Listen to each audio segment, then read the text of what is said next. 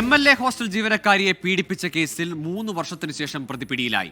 വയനാട് വൈത്തിരി സ്വദേശി ഹാരിസിനെയാണ് Thiruvananthapuram museum police പിടികൂടിയത്. ഒളിവിലായിരുന്ന പ്രതിയെ ബംഗളൂരുവിൽ നിന്നാണ് പോലീസ് കസ്റ്റഡിയിലെടുത്തത്.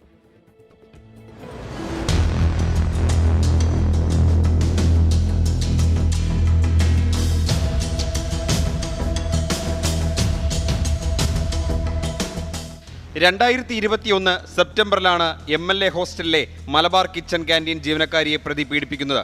ക്യാൻറ്റീൻ ശുചിമുറിയിൽ വസ്ത്രം മാറുകയായിരുന്ന യുവതിയുടെ ദൃശ്യങ്ങൾ ഫോണിൽ പകർത്തി ഭീഷണിപ്പെടുത്തിയായിരുന്നു പീഡനം. പീഡന ദൃശ്യങ്ങൾ ഫോണിൽ പകർത്തിയ പ്രതി ഇത് വാട്സപ്പിലൂടെ യുവതിക്ക് അയച്ചു. തനിക്കൊപ്പം വരണമെന്നും ഇല്ലെങ്കിൽ ബന്ധുക്കൾക്ക് ഈ ദൃശ്യങ്ങൾ അയച്ചു കൊടുക്കുമെന്നും ഭീഷണിപ്പെടുത്തി. യുവതിയെക്കൊണ്ട് മദ്യം കുടിപ്പിച്ചും പീഡിപ്പിച്ചു. 2 മാസത്തിനിടെ പലതവണ ഇയാൾ യുവതിയെ പീഡനത്തിന് ഇരയാക്കി. പിന്നീട് വിവാഹം കഴിക്കാമെന്നും ബംഗളൂരുവിൽ ജോലി തരപ്പെടുത്തി തരാമെന്നും വാഗ്ദാനം ചെയ്ത് മുങ്ങുകയായിരുന്നു. 3 വർഷമായി ഒളിവിലായിരുന്ന പ്രതിയെ ബംഗളൂരുവിൽ നിന്നാണ് മ്യൂസിയം പോലീസ് പിടികൂടിയത്.